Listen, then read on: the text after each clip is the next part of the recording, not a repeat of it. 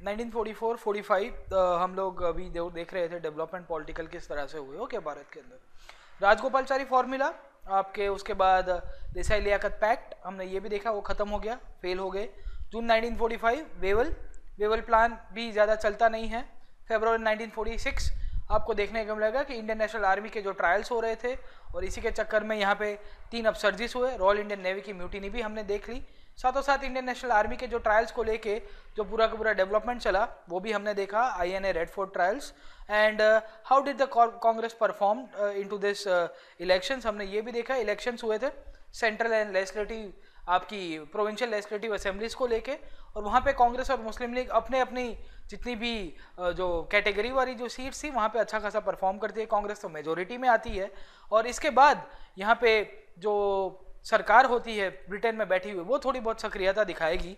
And the British government decides to send a mission to India, this is known as cabinet mission, और यहाँ पे आपके mission की शुरुआत हो जाएगी जिसे कहा जाता है कैबिनेट मिशन। ओके, अब हम लोग देखते हैं कि क्लेमेंट एटली करीबन फरवरी 1946 के अंदर ही डिसाइड कर देता है, डिक्लेयर कर देता है। फरवरी 1946 के अंदर अगर आप समय याद रखोगे बैकग्राउंड के अंदर क्या चल रहा था, आपका इंडियन नेशनल आर्मी के ट्रायल्स और उसको साथ साथ आपके जो रॉयल इंडियन नेवी की म्यूटिनी कलकत्ता के अंदर जो हुआ, इंडियन नेशनल आर्मी की थोड़े बहुत रिवॉल्ट्स वो चल रहे थे। ओके, सो ये 3 लोग आते हैं कैबिनेट मिशन के तहत, Sir Pethick Lawrence, Stafford Cripps and A V Alexander. अब देखिएगा कि स्टैफोर्ड क्रिप्स फिर से इंडिया आता है। स्टैफोर्ड क्रिप्स ऑलरेडी एक बार आ चुका था 42 में क्रिप्स मिशन के दौरान, बट उससे कुछ दाल गलती नहीं है। फिर से सरकार बताती है कि भाई तू एक्सपीरियंस इंसान है तो इंडिया आ जा, तो फिर से आपको यहाँ पे देखने को मिलेगा कि स्टैफोर्ड क्रिप्स बताता है कि मैं वापस आ गया, मुझे इंडिया आने का मौका मिला है फिर से। Okay, so you will see कि कैबिनेट मिशन फाइनली यहाँ पे अनाउंस कर दिया जाता है एंड 24 मार्च 1946 को ये मिशन इंडिया में आएगा। And by coming to India they starts discussion with the leaders of Congress and other political parties जितने भी थे इंडिया के अंदर, और उनके साथ ये लोग बातचीत शुरू कर देते हैं। ओके, सो कैबिनेट मिशन यहाँ पे गांधी के साथ दिख रहा है आपको, यहाँ पे एवी अलेक्जेंडर है, और यहाँ पे आपको देखने को मिल रहा है कि कैबिनेट मिशन के सभ्य आपके मोहम्मद अली जिन्ना को भी उस टाइम के अंदर मिल रहे हैं। ओके, तो 2 main stake holders were there, एक मुस्लिम लीग था और एक कांग्रेस, और इनके बीच में थोड़ा बहुत समझौता हो जाए उसी के ही बैकग्राउंड के अंदर इन्होंने यहाँ पे बातचीत करना शुरू कर देते। Okay, mission put forward is own plan, और इसी को ही बोला जाता है कैबिनेट मिशन प्लान। और यहाँ पे इन्होंने बताया कि मई 1946 के आसपास कि आपको ये जो कॉन्स्टिट्यूशनल क्राइसिस इंडिया के अंदर चल रहा है, कॉन्स्टिट्यूशनल डेडलॉक चल रहा है, उसको आपको इस हिसाब से सॉल्व कर सकते हैं। अब हमको देखना है कि कैबिनेट मिशंस के मेन प्रपोजल क्या थे। अब देखिएगा कि it outrightly rejected a demand for full fledge Pakistan की जो डिमांड थी इसने आउटराइटली रिजेक्ट कर दी। अब देखिए इम्प्लिसिट कहीं ना कहीं ये बात करेगा, हम लोग देखते हैं कैसी बात करता है। ओके, सबसे पहला बताता है कि it rejected the demand of Pakistan. पहली चीज आपको याद रखनी है, बोले पाकिस्तान के लिए एक्सेप्ट नहीं किया था, सीआर प्लान ने टेक्निकली एक्सेप्ट किया था। ओके, दूसरा ये बताता है कि इंडिया का ग्रुपिंग कर दो, बोले 3 सेक्शन बना दो, A, B और C, और अलग अलग विस्तार जो है ना जोग्राफिकली कंटिन्यूअस एरिया और उनकी थोड़ी बहुत डेमोग्राफी जो अलाइक होगी उन सबको एक करके एक ग्रुप बनाओ। जैसे नॉर्थ ईस्ट के बहुत सारे स्टेट्स है उनको बना के एक ग्रुप बना दो, सेंट्रल इंडिया का एक ग्रुप बना दो, और western India north west India है उसका एक ग्रुप बना दो। तो उसका ग्रुपिंग का नाम दे दिया सेक्शन A, सेक्शन B और सेक्शन C। ओके, तो grouping of existing provincial assemblies into 3 sections. A के अंदर इसने बताया कि आपकी Madras, Bombay, central provinces, united provinces, Bihar, Orissa, Hindu majority provinces जो थे, और यहाँ पे कांग्रेस की सरकार एसेंशियली हुआ करती थी प्रोविंसेस के अंदर, वहाँ पे इसने अपना बेस एस्टेब्लिश करने की कोशिश की और बोला कि हमको यहाँ पे एक ग्रुप बना देना चाहिए, एक सेक्शन बना देना चाहिए, इनका एक अलग से ग्रुप बना। अब देखिएगा कि ये आगे क्या करता है, हम लोग देखते हैं। सो ये जो आपको रेड दिख रहा है ये मैप के अंदर एसेंशियली, ये तो आज का मॉडर्न डे पॉलिटिकल मैप है, बट मैं आपको जस्ट रिप्रेजेंटेटिव मैप के तौर के ऊपर बता रहा हूँ कि कैसा हुआ। एक ग्रुप बना दिया ये लाल वाला यहाँ पे। दूसरा इन्होंने बताया कि और 2 सेक्शन होना चाहिए, grouping of existing provincial assemblies, बोले नॉर्थ ईस्ट का एक सेक्शन बना दो, नॉर्थ वेस्ट का एक सेक्शन बना दो। सेक्शन भी बताया, बोले नॉर्थ वेस्ट रीजन के अंदर आपका ऊपर वाला जो रेड दिख रहा है आपको, वहां पे Punjab, north west provinces, Sindh, जहां पे मुस्लिम मेजोरिटी प्रोविंसेस थे, उनका एक अलग ग्रुप बना दो प्रोविंशियल असेंबलीज का। तीसरे लेवल के ऊपर जाएगा, बोले ये आपके नॉर्थ ईस्ट के जो मेजोरिटी प्रोविंसेस थे उनका एक अलग ग्रुप बना दो, उसको सेक्शन C दे दिया। सेक्शन ए, बी एंड सी, बोले प्रोविंशियल असेंबलीज का अलग अलग ग्रुप बना दो, उसको अलग नाम दे दो, ABC। सबका पहला पॉइंट ये क्या बताता है? पहला पॉइंट तो इसने बताया कि पाकिस्तान को रिजेक्ट कर दो। दूसरा पॉइंट क्या बताया? बोले यहाँ ग्रुप बनाओ ABC करके, हम लोग यहाँ पे कुछ तिकड़म रचेंगे। अब देखिएगा कि grouping of existing provincial assemblies into 3 section ABC was proposed by cabinet mission. Secondly ये बताता है इनके बीच में आपको एक कंस्टिट्यूएंट असेंबली बनानी है, और वो कंस्टिट्यूएंट असेंबली के अंदर आपके जितने भी मेंबर्स होंगे वो प्रोविंशियल असेंबलीज के द्वारा भेजे जाएंगे। ओके, तो the constituent assembly to be elected by provincial assemblies by proportional representation. आपकी जितनी सीट्स है उसके हिसाब से आपको अपने अपने जितने भी मेंबर्स है, जितने दरकिनार है, उन सबको वहां पे मेंबरान को वहां पे भेजना है। सेकेंडली इसने ये बताया कि आपके जो भी ग्रुप है ना ABC, ये तीनों के तीनों अलग बैठेंगे और खुद का अलग का कॉन्स्टिट्यूशन बनाएंगे। जैसे ग्रुप ए वाले मिले, ग्रुप ए वालों ने बोला कि ये हमारा कॉन्स्टिट्यूशन है, ग्रुप बी वाले मिले ये हमारा कॉन्स्टिट्यूशन है, ग्रुप सी वाले ये बोले ये हमारा कॉन्स्टिट्यूशन है। Okay, so constitution for the provinces, बोले ग्रुप ए के अंदर मद्रास वाला बोलेगा कि ये हमारा कॉन्स्टिट्यूशन है, ग्रुप ए अंदर के अंदर बंगाल वाला बोले, सॉरी आपका यूनाइटेड प्रोविंसेस वाला बोलेगा ये हमारा कॉन्स्टिट्यूशन है, फिर मद्रास और यूनाइटेड प्रोविंस वाले इकट्ठे होकर बोलेंगे कि ये हमारे टोटल ग्रुप का कॉन्स्टिट्यूशन है। तो सबका इंडिविजुअल कॉन्स्टिट्यूशन, जैसे यूएस के अंदर है ना, हर एक state, every state has own constitution and they also United states of American constitution, तो दोनों है। बोले आपका कैलिफोर्निया स्टेट है उसका खुद का भी कॉन्स्टिट्यूशन है, और यूनाइटेड स्टेट्स का खुद का जो कंट्री है उसका भी कॉन्स्टिट्यूशन। उसी तरह से यहाँ पे स्टेट का खुद का कॉन्स्टिट्यूशन, प्रोविंस का, और प्रोविंस जो ग्रुप के अंदर है ना, यहाँ तो ग्रुप भी बनाया है ABC वाला, तो वो ABC का अलग से कॉन्स्टिट्यूशन भी बनाना है। फाइनली थर्ड स्टेज के अंदर जाएंगे और ये जो ABC वाले कॉन्स्टिट्यूशन आपके ग्रुप्स के मेंबर्स है वो सब इकट्ठे होंगे, और ये लोग बोलेंगे कि हम लोग इकट्ठे होकर हमारा जो यूनियन है ना A + B + C, ये दोनों तीनों के तीनों इकट्ठे मिलके हमारा एक पूरा का पूरा यूनियन का कॉन्स्टिट्यूशन बनाए। तो पहले प्रोविंस का कॉन्स्टिट्यूशन, फिर ग्रुप का कॉन्स्टिट्यूशन, और ग्रुप के बाद आपके यूनियन का कॉन्स्टिट्यूशन। प्रोविंसेस के अंदर इंडिविजुअल सब, ग्रुप के अंदर ABC का एक 3 कॉन्स्टिट्यूशन आएगा, और फाइनली ये ABC मिलके यहाँ पे टोटल इंडियन कॉन्स्टिट्यूशन बनाने की बात करेंगे। साथों साथ ये कैबिनेट मिशन ये भी बताता है that there should be a common centre which would control the defence, communication and external affairs. देखिए कॉमन सेंटर की बात किसने किया था पहले? इसके पहले CR प्लान के अंदर भी कॉमन सेंटर था, बट नहीं किया गया। फाइनली ये भी बताया कैबिनेट मिशन ने that the provinces will have all the autonomy and they will also have the residual powers. जो है ना स्टेट लिस्ट और यूनियन लिस्ट बताते रहते हैं हम लोग आज की तारीख में, बट प्रोविंसेस के पास रेसिडुअल पावर नहीं है आज की मॉडर्न डे कॉन्स्टिट्यूशन के अंदर, जो आज का इंडिया का कॉन्स्टिट्यूशन है। बट कैबिनेट मिशन उस टाइम के अंदर बताता है that the provinces will have residual power. तो बहुत ही ऑटोनॉमस साइड के ऊपर लेके जा रहा था। रेसिडुअल पावर का मतलब ये होगा कि आपका सेंटर वीक हो जाएगा, the state will have the autonomy. Okay, तो ये डिमांड पूरी की पूरी यहाँ पे इसके द्वारा रची गई है कैबिनेट मिशन के द्वारा, और यहाँ पे यही चीज चलती रहती है। अब देखिएगा कि ये जो ग्रुपिंग की बात कर रहा है, ग्रुपिंग के अंदर साथों साथ इसने ये भी बताया that there should be 3 tier executive government.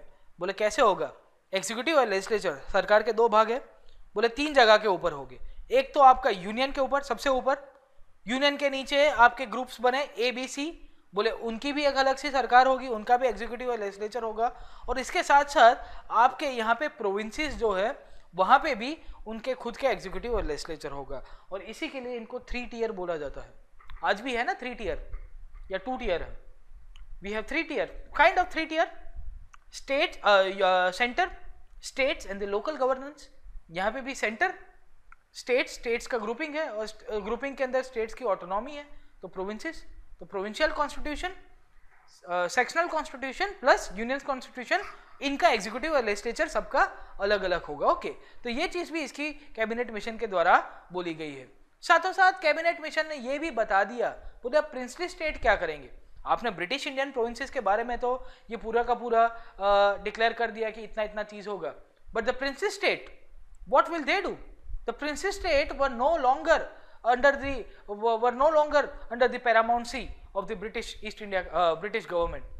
बोले British states, the Indian princely states were given an option. To enter into agreement with British government, आपको इंडियन नहीं ज्वाइन करना है तो भी चलेगा, you can definitely have an agreement with British government और आप अपने हिसाब से जा सकते हो। तो लॉर्ड वेवल और जो कैबिनेट मिशन जो था, जब ये सब पूरी की पूरी तिकड़म चलाता है तो यहाँ पे यही बोला जाता है, बोले राज्यों को भी आज़ादी दे दी गई है, बोले आप अपने हिसाब से करो। तो लगान वाले राजा जी याद रखेगा, लगान वाले राजा जी को सब्सिडरी अलायंस और उसके बाद तो उनकी हालत ख़राब कर दी थी ना कैप्टन रसल और कंपनी ने। अब देखिए यार, लगान वाले राजा जी तो जज्बाती हो गए, बोले सच्ची में, बोले सच्ची में हम आज़ाद हो जाएंगे, बोले मेरे दादाजी को कैप्टन रसल ने सब्सिडरी अलायंस के द्वारा पपेट बना दिया था।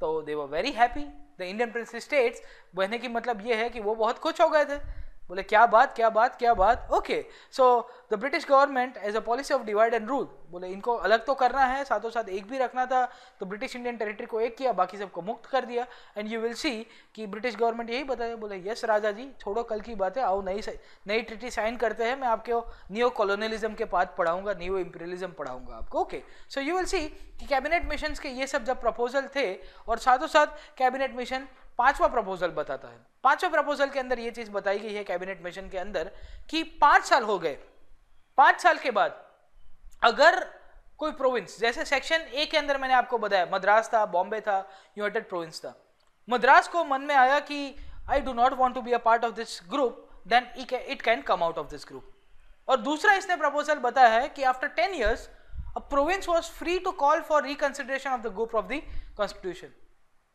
बोले 10 साल के बाद एक प्रोविंस अपने हिसाब से जो ग्रुप का कॉन्स्टिट्यूशन है या यूनियन का कॉन्स्टिट्यूशन है उसको बोल सकता है कि आप चेंज करना है तो चेंज करो। तो 5 साल और 10 साल, फर्स्ट जनरल इलेक्शन 5 साल के बाद होगा, उसके बाद मद्रास को लगा कि मुझे ए ग्रुप के अंदर नहीं रहना और बी के अंदर चला जाना है तो वो जा सकता है। और 10 साल हो जाने के बाद वही प्रोविंस बोल सकता है कि हमको ये कॉन्स्टिट्यूशन मंजूर नहीं है, ग्रुप का भी कॉन्स्टिट्यूशन मंजूर नहीं है और आपके यूनियन कॉन्स्टिट्यूशन भी मंजूर नहीं है, तो उसको भी आपको चेंज करना है, रिकंसीडर करना है, पॉजिटिव नेगेटिव अमेंडमेंट करना है, पर 10 साल राह देखनी पड़ती है ना, थोड़ा टाइम देना पड़ता है। So when all this things were proposed, साथों साथ इसने ये भी बता दिया है कि that the interim government would be formed from the constituent assembly. आपकी जो प्रोविंसेस के द्वारा जो नॉमिनेटेड मेंबर्स हो गए और उसके अंदर की कॉन्स्टिट्यूएंट असेंबली बनेगी, वहां से इंटरिम गवर्नमेंट भी हम लोग बना देंगे। So in this condition when cabinet mission propose this things, तो ये चीज आपको जानने को मिलेगी कि यहाँ पे सब लोग अपने हिसाब से इंटरप्रिटेशन लगाते हैं। कैबिनेट मिशन ने क्या बताया, बोले ग्रुप बनाने हैं, बताया ना ABC। अभी ABC के अंदर कैबिनेट मिशन ने क्या बताया, बोले 5 और 10 साल का कूलिंग पीरियड भी दिया है। बट यहाँ पे आपको देखने को मिलेगा कि कांग्रेस ने बताया कि mission plan is against Pakistan. क्यों? क्योंकि इसने क्या बताया, बोले ग्रुप बनाने हैं, बट पाकिस्तान ने बोला, मुस्लिम लीग ने बताया that the grouping is compulsory. इसका मतलब क्या है, इसका मतलब ये हुआ कि 5 साल के बाद या 10 साल के बाद ये लोग अलग हो जाएंगे। अभी तो भले कॉमन सेंटर के साथ रहे, कॉमन सेंटर की बात की थी ना, डिफेंस, एक्सटर्नल अफेयर्स और कम्युनिकेशन की, बट यू विल सी कि वो चीज को निगेट कर दिया जाता है कैबिनेट मिशन के द्वारा।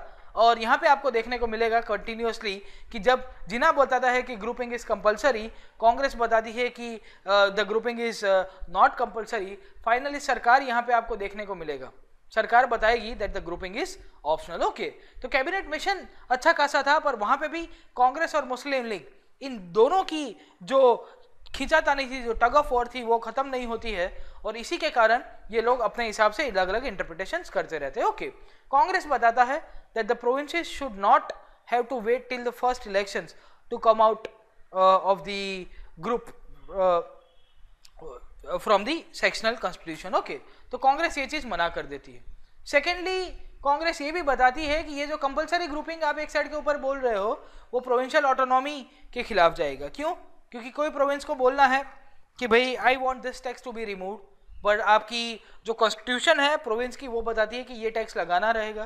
तो इसके कारण ये इन दोनों के बीच में कॉन्ट्राडिक्टरी हो रहा था। साथों साथ मुस्लिम लीग बताता है कि ग्रुपिंग कंपलसरी होना चाहिए। क्यों? क्योंकि फ्यूचर में आपका जो ग्रुप बी और ग्रुप सी होगा ना, section C and section B, उसका क्या होगा, बोले 5 या 10 साल के बाद हम लोग अलग हो जाएंगे। बोले एक ईस्ट होगा, एक वेस्ट होगा, फाइनली पाकिस्तानी नाम देंगे। तो जब इनकी पूरी की पूरी डाइकोटॉमी चलती रही, सरकार फिर यहां से क्लैरिफाई कराती है that the grouping is optional. बोले ऐसा मत समझिएगा कि ग्रुपिंग कंपलसरी है जिन्ना साहब, तो ये चीज पूरी अच्छी खासी यहाँ पे क्लियर कर दी गई थी। बट कांग्रेस और मुस्लिम लीग की जो डेडलॉक वाली सिचुएशन थी, जो कन्फ्लिक्ट वाली सिचुएशन थी, वो अभी भी खत्म नहीं हो रही थी। ओके, क्वेश्चन देख लेते हैं किस तरह का क्वेश्चन आया। Which of the following is not correct about the cabinet mission plan?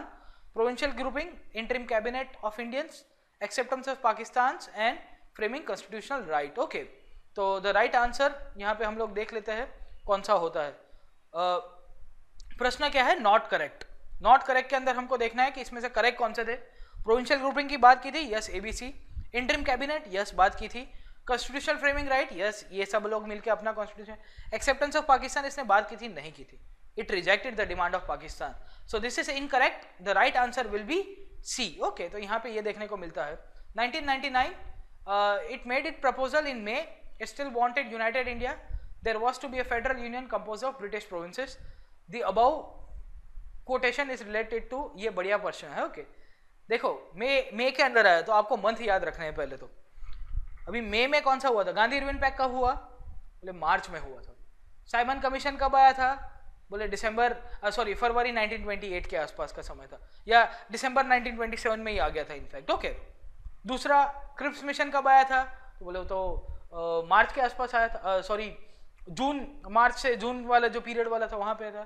Finally मई में कौन सा आया था? बोले कैबिनेट मिशन आया। Okay, Simon commission is wrong, Gandhi Irwin pact is also wrong, Cripps mission is wrong, and finally May 1946 के अंदर आपका कैबिनेट मिशन अपने प्रपोजल रखता है। ओके, तो आप पूरे पिछले स्लाइड देखोगे तो आपको समझ में आ जाएगा। अब देखिएगा कि कैबिनेट मिशन जिस तरह से अपना ओपिनियन दे के गया था, वहां पे तो ये कॉन्स्टिट्यूशनल डेडलॉक रहता ही है। कांग्रेस मुस्लिम लीग एक दूसरे की वही टग ऑफ वॉर के अंदर थे, और हम लोग अभी जो आखिर का एक साल है उसके ऊपर अभी चर्चा करेंगे। मई 1946 से लेके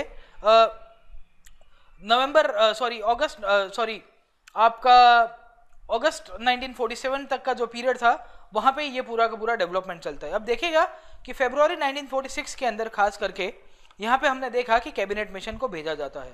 कैबिनेट मिशन ने ये सारी चीज़ें डिक्लेयर भी कर दी है कि भाई हम लोग यहाँ पे कॉन्स्टिट्यूएंट असेंबली बनाएंगे, उसके लोग जो हो गए आपके नॉमिनेटेड हो गए प्रोविंशियल असेंबलीज के द्वारा जो भी लोग हैं। ओके, सेकेंडली जुलाई 1946 के अंदर हमको ये जानने को मिलता है कि आपके यहाँ पे जो प्रोविंशियल असेंबलीज के अंदर इलेक्शंस होते हैं। क्यों? क्योंकि भारत की आपकी जो कॉन्स्टिट्यूएंट असेंबली थी उसके लिए आपको मेंबर्स तय करने थे। वो क्यों? क्योंकि आपकी कैबिनेट मिशन ने अपने प्रपोजल्स दे चुके हैं। ओके, तो कैबिनेट मिशन के जो प्लान था उसके अनुरूप अभी आगे का डेवलपमेंट आपको देखने को मिलेगा।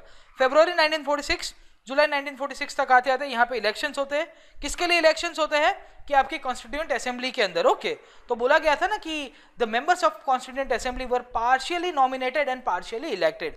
दी were the partially elected ones. Partially nominated कौन थे? ब्रिटिश इंडियन प्रिंसेस स्टेट से उन्होंने नॉमिनेट कराया था इनिशियली। ओके, अब जब यहाँ पे इलेक्शंस होते हैं ना, तो मुस्लिम लीग बॉयकॉट कर देता है। मुस्लिम लीग बोलता है कि हमको anything which is short of Pakistan will not accept, and as a result you will see that the Muslim League calls one slogan which is known as direct action। बोले सीधी कार्रवाई।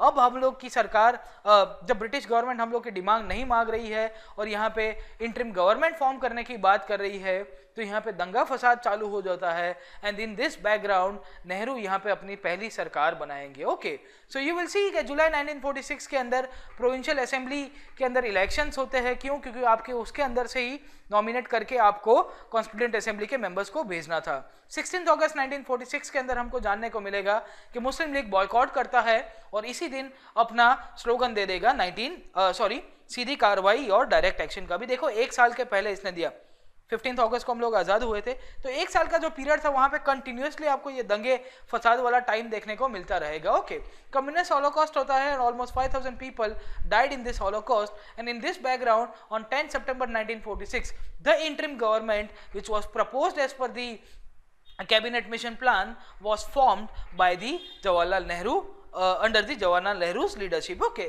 तो जवाहरलाल नेहरू यहाँ पे सरकार बनाते हैं, तो स्लोगन दिया जाता है पहली बार नेहरू सरकार। फाइनली इंटरिम सरकार यहाँ पे बनने को आती है। अभी कांग्रेस अपने अकेले की सरकार बना देगी, मुस्लिम यहाँ पे पार्टिसिपेट नहीं करती है। फिर धीरे धीरे जिन्हा को लगता है कि मुझे गवर्नमेंट के अंदर पार्टिसिपेट करना पड़ेगा, and by October 1946 you will see that Jinnah participates into the interim government which was formed initially by Nehru. अब देखने को मिलेगा कि ये जो इंटरिम गवर्नमेंट यहाँ पे बनाई जाती है जिन्ना के द्वारा और नेहरू के द्वारा, एसेंशियली इनके बीच में बहुत टग ऑफ वॉर होता है। टग ऑफ वॉर इसके कारण क्योंकि जैसे मुस्लिम लीग के फाइनेंस मिनिस्टर थे लियाकत अली खान जो इंटरिम गवर्नमेंट के अंदर थे, अभी ही used to veto each and every proposal set up by different ministries, और इसके कारण लगता था कि government is not working in tandem. अभी दो, एक ईस्ट है, एक नॉर्थ और एक साउथ है, दोनों अपने हिसाब से जा रहे हैं और इन दोनों को एक बोर्ड के अंदर बिठा दिया तो एक इस तरफ लेके जा रहा है, एक दूसरी तरफ लेके जा रहा है। तो कांग्रेस और मुस्लिम लीग के अंदर भी यही चलता है। फाइनली फरवरी 20 1947 तक आते आते जब इनका डेडलॉक वाली जो सिचुएशन है वो अभी भी सॉल्व नहीं हो पाती है, तो क्लेमेंट एटली एक स्टेटमेंट देता है। क्लेमेंट एटली बताता है स्टेटमेंट के अंतर्गत कि I am setting up a deadline of 30th June 1948, इसके बाद I will be transferring power to some sort of government in India. वो चाहे कांग्रेस की सरकार हो, मुस्लिम लीग की सरकार हो, वो आप लोग को डिसाइड करना है। मैं अभी इसके साथ आप लोग को ज्यादा कहा नहीं मानने वाला, अभी अतामाजी सटकली वाली कंडीशन हो गई, okay, because he was not able to resolve this condition. और यहाँ पे ये फाइनली डिक्लेयर कर देता है कि भाई 30 जून के पहले, 30 जून 1948, before 30th June 1948, I'm going to transfer the power to some kind of responsible government. Okay, so यहाँ पे जो भी सरकार होगी उनको दे देंगे, अगर वो नहीं बची तो यहाँ की जो प्रोविंशियल गवर्नमेंट है उनको दे देंगे, बट हम लोग यहाँ से पटली गली से निकल जाएंगे, ये चीज डिक्लेयर कर दी गई थी। ओके, साथों साथ इसने ये भी बताया है that the paramountcy of the princely over the princely state would be lapsed। तो यहाँ पे जो आपके ब्रिटिश इंडिया के साथ साथ जो प्रिंसली स्टेट्स हुआ करते थे, जो रियासतें थी, उनके ऊपर ब्रिटिश हुकूमत खत्म हो जाएगी और उनके ऊपर से पावर चला जाएगा। साथों साथ ये भी बोल दिया जाता है कि हम लोग एक नए वाइसरॉय को भेजते हैं भारत के अंदर, जो भारत के लिए फाइनली सॉल्यूशन लेके आएगा, जो भारत की आज़ादी की तरफ रास्ता आगे लेके जाएगा। His name was Lord Mountbatten. अब हमको देखना ये है कि why the government fix some kind of date fix करने के पीछे कारण वही था कि सरकार को लगता था कि हम लोग डेट फिक्स कर देंगे तो ये दोनों एक हो जाएंगे। इनको होगा ना कि यार सरकार ने फाइनली डेट डिक्लेयर कर दी, होगा ना, परीक्षा के दौरान भी यही होता है। जब तक यूपीएससी डेट नहीं डिक्लेयर करती थी तो आप पढ़ोगे नहीं, फिर जैसे ही परीक्षा की डेट डिक्लेयर हो जाती है तो आपको लगता है कि अब पढ़ना पड़ेगा, तो सिंसियर हो गए होगे, सरकार भी सिंसियर, आप भी सिंसियर। तो यही चीज आपको देखने को मिलेगी कि they were trying to convince the Indians of the British sincerity. बोले क्लेमेंट एटली यही बताता है कि आप अपने इश्यू सॉल्व कर दो, मैं तो यहाँ से निकलने वाला हूँ। ओके, अब यहाँ पे देखने को मिलता है कि माउंटबेटन इंडिया में आते हैं, पीछे दंगा फसाद हो रही है, हिंदू मुस्लिम राइट्स हो रहे हैं, आपकी कांग्रेस और मुस्लिम लीग की सरकार चल नहीं रही है। माउंटबेटन को खुद को समझ में नहीं आ रहा है कि हम लोग किस तरह का डेवलपमेंट आगे करते हैं। Okay, so his task was to explore the options of unity. बोले भारत को एक रह पाओ, उसको एक कर पाओ, उस तरह का कुछ रास्ता निकालो और देख लो कि अक्टूबर 1947 तक इसका रास्ता निकल जाए और उसके बाद आप पावर ट्रांसफर करने की कोशिश करिएगा। In this backdrop when Mountbatten arrived in India on 3rd June 1947, he came up as a plan which is known as the Mountbatten Plan or 3rd June 1947 plan. This is the last plan of the constitutional deadlock which arose between the Congress, Muslim League and the British government. ये याद रखिएगा, इसके proposal से कहीं ना कहीं से प्रश्न आएगा। माउंटबेटन क्या बताता है अपने प्रपोजल के अंदर? पहला ही प्रपोजल रखता है फ्रीडम विद पार्टीशन। बोले आज़ादी दे रहे हैं, साथों साथ बंटवारा भी कर रहे हैं। क्यों? क्योंकि I am not able to solve this issue of Congress and Muslim League of the issue of India and Pakistan. साथों साथ ये भी बता देता है that I will be granting immediate transfer of power with a dominant government at the main source। बोले dominant सरकार यहाँ पे बन जाएगी, कोई भी होगी, और साथों साथ मैं पावर ट्रांसफर कर दूंगा। ये पावर ट्रांसफर के अंदर आपको देखने को मिलेगा कि पार्टीशन होगा, 2 डोमिनियन खड़े किए जाएंगे, साथों साथ यहाँ पे 2 कॉन्स्टिट्यूएंट असेंबलीज भी बना दी जाएगी। पैसा अब हमसे ना हो पाएगा। So in this condition you will see कि Mountbatten accept the demand of Pakistan और ये बताता है कि मैं यहाँ पे पूरा का पूरा डेवलपमेंट करता हूँ। साथों साथ जो भी कंटिजियस एरियाज थे जहाँ पे इश्यूज खड़े हो रहे थे हिंदू मुस्लिम मेजोरिटी को लेके या हिंदू मुस्लिम यूनिटी को लेके, वहाँ पे माउंटबेटन ने बताया है, खास करके पंजाब और बंगाल को लेके। बोले पंजाब और बंगाल के अंदर हिंदू और मुस्लिम दोनों अलग अलग ग्रुप्स के अंदर मिलेंगे और अपने हिसाब से वोट करेंगे कि आपको कहाँ जाना है। तो यहाँ पे भी आपको देखने को मिलेगा कि सेपरेट इलेक्टोरेट्स, जो कम्युनलाइजेशन था इसको इन्होंने चालू ही रखा। एक साइड के ऊपर बोलते हैं कि हम लोग यूनिटी रखने की कोशिश करेंगे, बट वो नहीं किया है माउंटबेटन प्लान ने।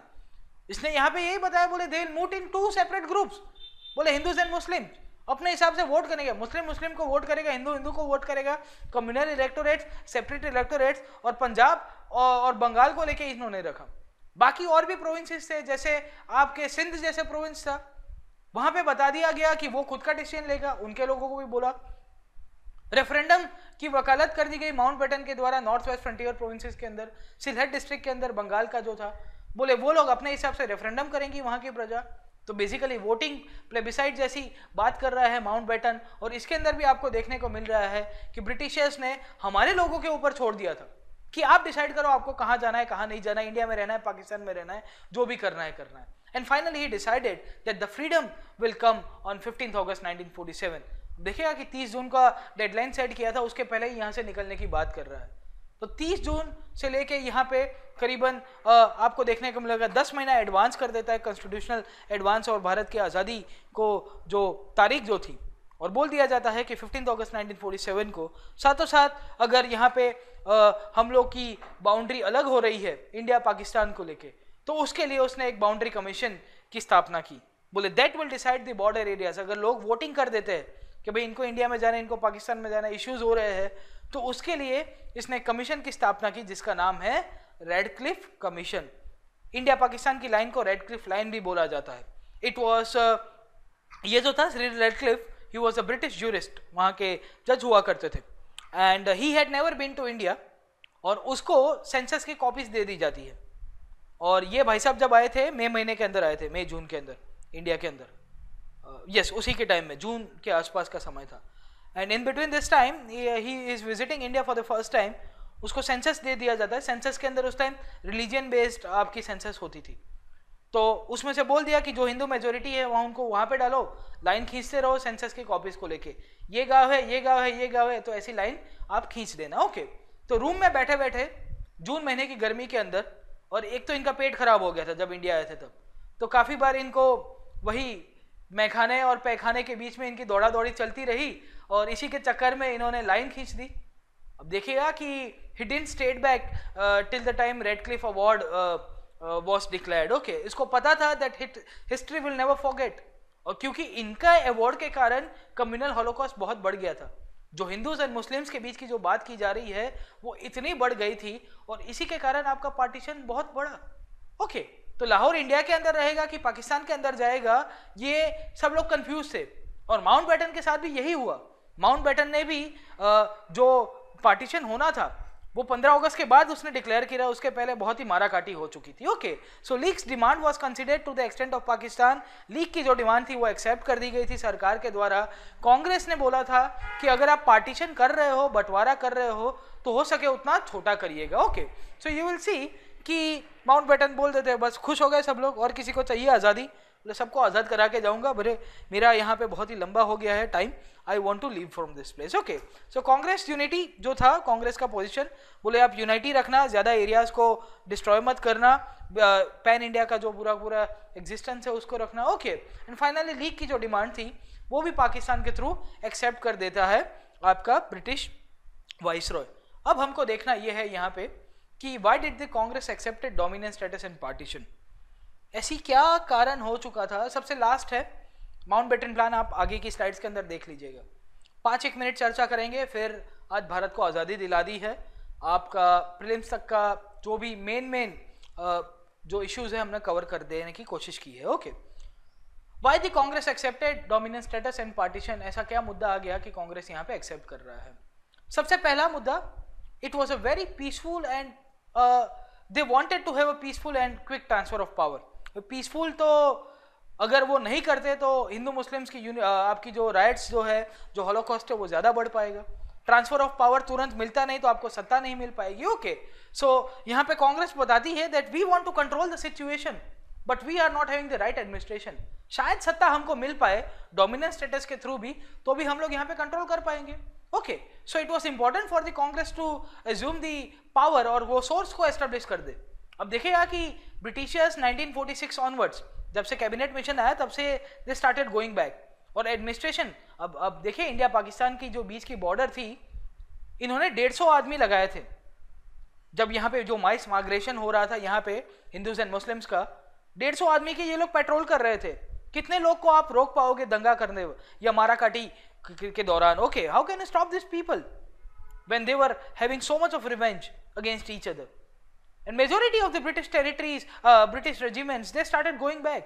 तो ये लोग सब के सब चले जा रहे हैं, हालत खराब थी यहाँ पे। ओके, सो अगर यहाँ पे कोई रिस्पॉन्सिबल गवर्नमेंट आ जाती, इसके कारण कांग्रेस को लगा कि जो मिल रहा है पहले ले लो, we should not extend this thing, इसको चिंगम की तरह ज्यादा नहीं खींचना है आगे। Okay, immediate transfer of power could forestall the spread of direct action and communal violence. बोले हम लोग तुरंत लेंगे, अज्यूम कर देंगे। साथों साथ यहाँ पे इंटरिम गवर्नमेंट थी, वो कोलैप्स हो गई थी, क्योंकि मुस्लिम लीग तो अलग चला गया, कांग्रेस अलग चली गई, और वो कोलैप्स हो गई, तो कोई ना कोई तो सरकार चाहिए। तो कांग्रेस को लगा कि हमको यहाँ पे इकट्ठे करेंगे तो अच्छा रहेगा। सेकेंडली, डोमिनेंस स्टेटस रहेगा तो आप पूरा का पूरा चीजें चेंज नहीं करोगे, आप पूरा रिवॉल्यूशनराइज नहीं करोगे, वही सेटअप को कंटिन्यू करोगे। और हमारे लिए इंपॉर्टेंट था continuity in bureaucracy and army, नहीं होता तो बहुत सारी चीजें और खराब हो सकती थी। Finally in this background on 18 July 1947 the Indian independence act was passed, और बोल दिया जाता है कि भारत को आजादी मिल जाएगी। ओके, कांग्रेस एक्सेप्टेड पार्टीशन के पीछे बहुत सारे रीजंस है। What is the Congress accepted partition? Congress को अगर आपको देखना है तो आप दो चीज से देख सकते हो।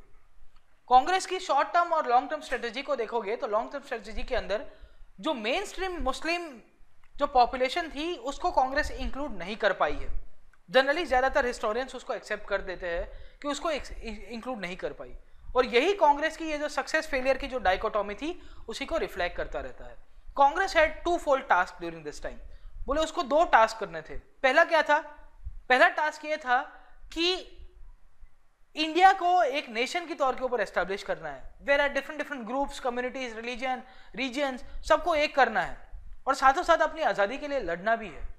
सो Congress was having two task to do, और वो भी साइमल्टेनियसली करना है, इंडिया को बॉन्ड करना है। India still nation in the making. आज भी हम लोग 60 साल के बाद यही बोलते रहते हैं, बोले India still nation, it will take some time. Okay, तो दूसरा हमको आजादी दिलाना है, साथों साथ इसको सबको स्ट्रक्चर करके सबको ओरिएंटेशन दिलाना है। And in this condition you will see कि ये जो टू फोल्ड टास्क जो था उसको लेके तिकड़म चल रहा था। सो कांग्रेस ने एक नेशनल कॉन्शियस बनाया, बट जैसे हमको आजादी दिलाने की भी उसने अच्छी खासी कोशिश की, but he could not restructure this people into the main stream nation identity. वो थी मुस्लिम कम्युनिटी, और इसी के कारण कांग्रेस को लगा कि जितना हो सके उतना हम लोग एक्सेप्ट करेंगे, उतना ज्यादा अच्छा रहेगा। दूसरा पार्टीशन के पीछे भी यही था कि नेहरू यही बताते हैं कि we wanted to control the situation. बोले नहीं करेंगे तो क्या होगा? हम लोग if will still remain adamant, तो जीबी पंत जैसे लीडर्स लिखते हैं, बोले we had only two options, इधर पार्टीशन और सुसाइड। सुसाइड मतलब सिविल वॉर हो जाता, सुसाइड मतलब सिविल वॉर हो जाता, हिंदूज और मुस्लिम माराकाटी की तरफ चले जाते। At certain point of time you have to accept the reality, और रियलिटी यही थी कि पार्टीशन लेके जितना हम लोग पावर अज्यूम करके सिचुएशन को कंट्रोल करेंगे उतना ज्यादा अच्छा रहेगा यहाँ पे। And this is what the Congress leadership believed. और गांधी का जब केस आता है तो गांधी बताते हैं यही, that I am not supporting partition, the people wanted partition and that is the reason I am going for the people. बोले लोगों को चाहिए, I am helpless. Gandhi helpless थे। आजादी मिली तब गांधी नावखली के अंदर कलकत्ता के अंदर बैठे थे, and he was doing fast and to death. क्यों? क्योंकि वहां पे दंगे भड़क उठे थे। ओके, गांधी ऑप्शन भी देते हैं जिन्ना को, बोले आप सरकार बनाइएगा भारत के अंदर, आपको आजादी, आप अलग मत होइएगा, but still that option was not feasible and worked out by the Muslim League as well as certain leaders of Congress। बोले ये होगा तो फिर से दंगा फसाद हो जाएगा। अल्टीमेटली यही था, he accepted partition just because the people wanted partition। okay, so ये जो पूरा का पूरा स्ट्रक्चर था, ये जो पूरा का पूरा मूवमेंट था, यही आपका इंडियन नेशनल मूवमेंट यहाँ पे कंक्लूड होता है। These are the main aspect of the Indian national movement. Hopefully I have tried to cover the major aspect, और बाकी का जो रह गया है खास करके वो मैं आशा करूंगा कि आप किताब के अंदर से रिवाइज करिएगा, थोड़े बहुत छोटे बड़े पॉइंट्स ये थ्रू आउट ये जो क्रोनोलॉजिकल अभी तक हमने जो जर्नी की उसके अंदर मैं कवर नहीं कर पाया। ओके, हम लोग एक दो क्वेश्चंस देख लेते हैं, उसके बाद यहाँ पे सेशन को खत्म करेंगे। प्रीलिम्स के अंदर 1996 के अंदर बिलो द टू स्टेटमेंट्स, ये प्रश्न आप घर पे देख लीजिएगा, एक आध प्रश्न देख लेते हैं। Yes, lord Mountbatten came to India as a viceroy with specific instruction to, 4 option है, माउंटबेटन प्लान जो मैंने आपको बताया था। Okay, balkanize the Indian subcontinent, keep India united if possible, accept Jinnah's demand of Pakistan, persuade Congress to accept the Pakistan। अभी इसका right possible alternative है B. अब देखिएगा कि माउंटबेटन को क्या बोला गया था, माउंटबेटन प्लान को उसको प्लान बाल्कन भी बोलते हैं। बाल्कन मतलब ये जितने भी बाल्कन कंट्रीज थे आपके ईस्टर्न यूरोप के, वो एक एक करके टूट गए थे, तो इसके लिए वो बाल्कनाइजेशन शब्द उभर के आया। बेसिकली बाल्कनाइजेशन मतलब डिवीजन और पार्टीशन। माउंटबेटन को जो ऑब्जेक्टिव के साथ भेजा गया था उसमें यही भेजा गया था कि भाई साहब you have to keep India as far as possible, united as far as possible, but he could not do it. इसके कारण ही come up with option A, जिसको कहा जाता है प्लान बाल्कन। पर क्वेश्चन क्या है, came to India with specific instruction. Instruction क्या थे भाई, इंडिया को यूनाइटेड रखना है। एक और प्रश्न देख लेते हैं। Indian National Congress agreed in 1947 to the partition of the country mainly because, अभी तक पुरानी स्लाइड्स में हमने जो चर्चा की ना उसी का ही प्रश्न है। The two nation theory was acceptable to them, imposed by the British government and Congress was helpless in this regard. They wanted to avoid large scale communal riots. India would have otherwise lost the opportunity to attain the freedom. क्या होगा इसका answer, पुराने slides देखिएगा। TB Pant, Nehru जैसे लोग क्या बताते हैं, they wanted to avoid large scale communal revolts। बोले हमको ये जो रिवॉल्ट हो रहा है, इतना सारा राइट्स जो हो रहे हैं, इतना दंगा फसाद हो रहा है, वो नहीं चाहिए। आप आज़ादी ले लो, आप अपने घर पे खुश रहना, मैं अपने घर पे खुश रहूँगा। Finally this is the time to conclude the series on Indian national movement. और होपफुली मैं आशा करूँगा कि आप प्रीलिम्स के अंदर इसको रिवाइज करते रहेंगे और बाकी के जो पॉइंट्स रहे हैं वो आप बुक्स के अंदर से रिवाइज कर दीजिएगा। Thank you very much.